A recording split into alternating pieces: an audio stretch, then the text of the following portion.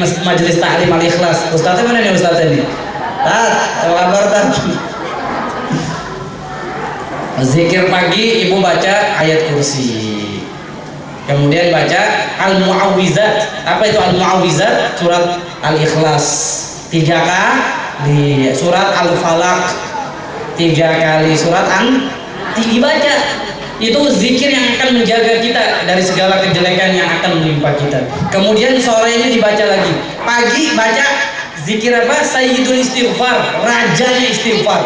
Kata Nabi, man qalaha fi shabah famata qabla ayyumsiya dakhala jannah. Siapa yang baca sayyidul istighfar pagi, sorenya dia meninggal dalam keadaan masuk surga.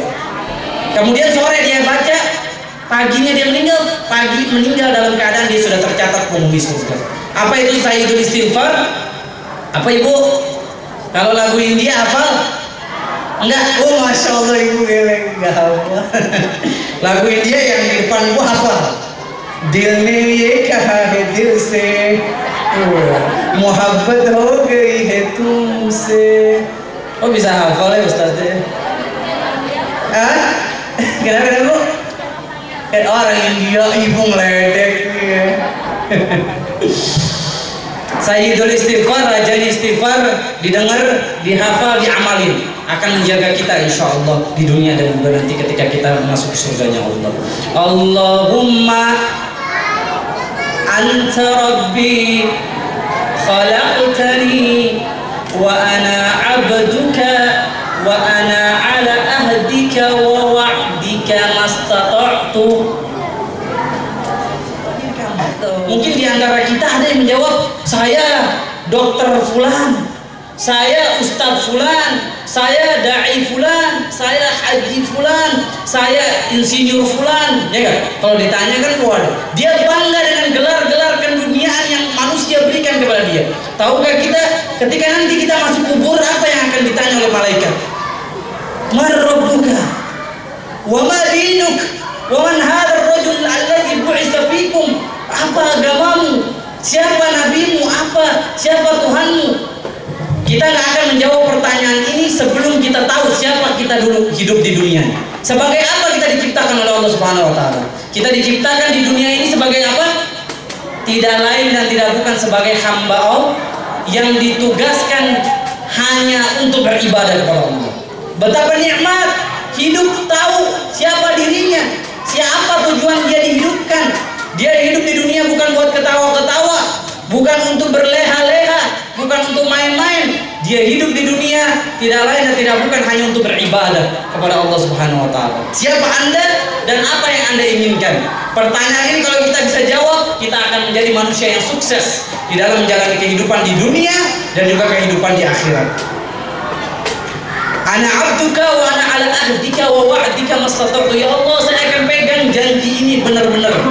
Sebelum kita lahir di dunia kita sudah berjanji kepada Allah agar menjadikan Allah satu-satunya Tuhan yang kita sembah. Tapi kenyataannya apa? Masih ada di antara kita yang pergi ke dukun. Masih ada nggak? Ketik rek spasi mama.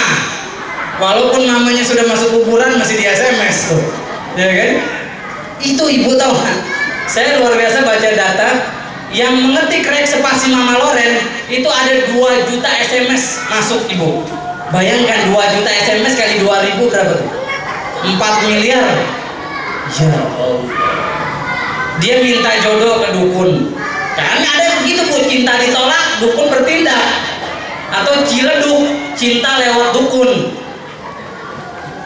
Sampai dia ditolak cinta, dia datang ke Pak Kiai.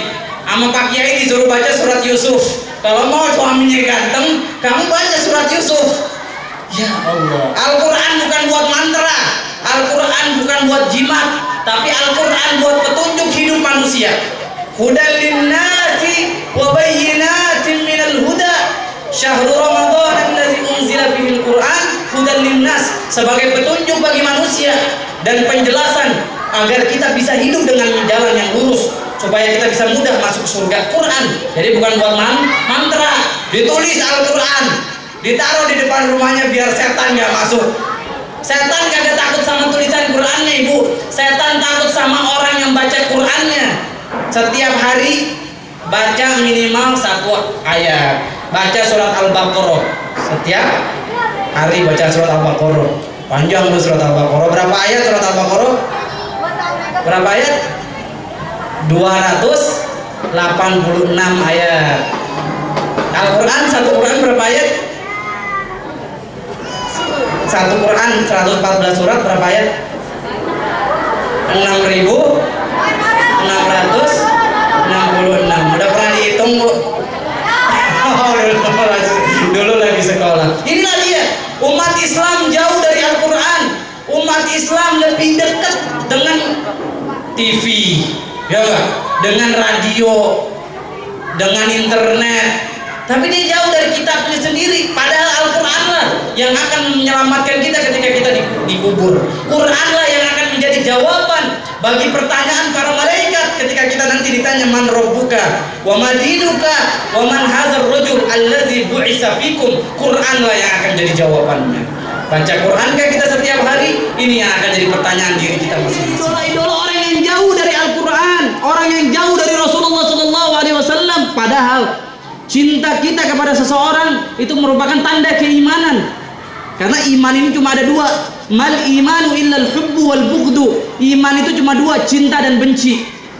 Jangan sampai anak kita salah memberikan cintanya kepada orang yang jauh dari Al-Quran dan jauh dari Rasulullah. Sehingga apa? Karena pada hari kiamat, Ibu, kata Rasulullah SAW, almar'u ma'a man ahabba. Seseorang akan dikumpulkan bersama orang yang dicintai pada hari kiamat. Seseorang akan dikumpulkan bersama orang yang dia cintai di hari kiamat. Kalau yang dia cintai artis, bukan orang Islam lagi, yang mengajarkan dia akhlak buruk lagi, kira-kira dikumpulkan di surga atau di neraka? Dan ini tanda-tanda kiamat. Kata Rasulullah, tidak akan terjadi kiamat hatta antalidal amatu rabbataha. Kata Rasulullah, tidak akan terjadi kiamat sampai seorang ibu dijadikan budak oleh anaknya. Nauzubillahi min zalik. Sehingga seorang ibu harus menanamkan rasa cinta kepada ibunya, kepada bapaknya. Kenapa? Karena dengan cintanya kepada ibunya lah Allah akan mencintai dia. Nah, kamu tahu, kamu nggak akan dapat cintanya Allah kalau kamu cinta sama Justin Bieber. Kamu nggak akan dapat cintanya Rasulullah kalau kamu mencintai orang-orang kafir, artis-artis. Ada yang dicintai Keanu Reeves, tahu nggak Keanu Reeves? Kenal, Bu? Keanu Reeves, tahu nggak?